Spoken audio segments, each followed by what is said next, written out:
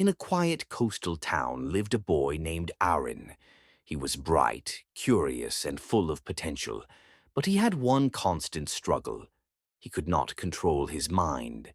Whenever he tried to study, his thoughts wandered. If he attempted to read, he ended up daydreaming. If he sat down to work, he suddenly wanted to check his phone, talk to friends, or go outside. Aaron's father often said, "Son, your mind is like wind. If you don't direct it, it will blow you anywhere, except where you want to go." But Aaron never truly understood what that meant. One day, his father brought him to visit a respected teacher in the region, a calm, elderly man known as Master Dev, who had helped many young people sharpen their minds and build discipline. After listening to Aaron's struggle, Master Dev smiled gently. He picked up a small clay cup, filled it to the top with water, and handed it to him.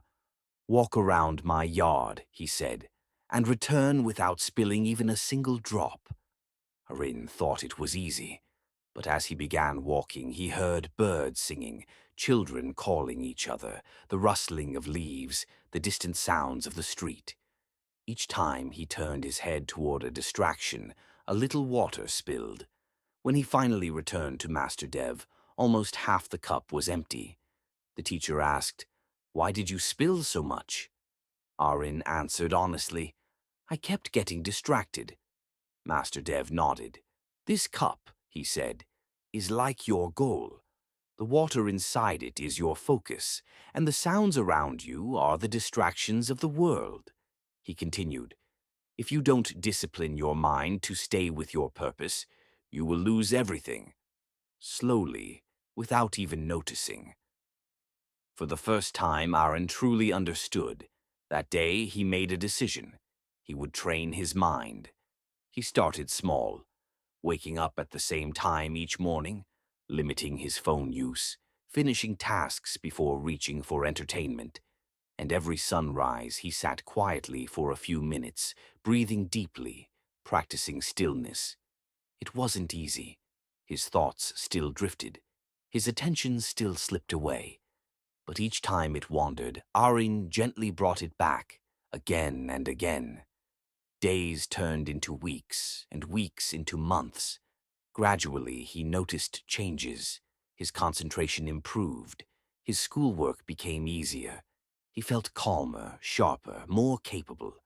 1 year later, a national challenge was announced, a timed problem-solving contest that attracted the brightest students from across the region.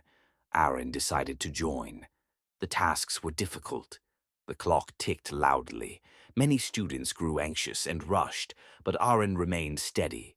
He focused on one question at a time, just as Master Dev had taught him with the cup of water.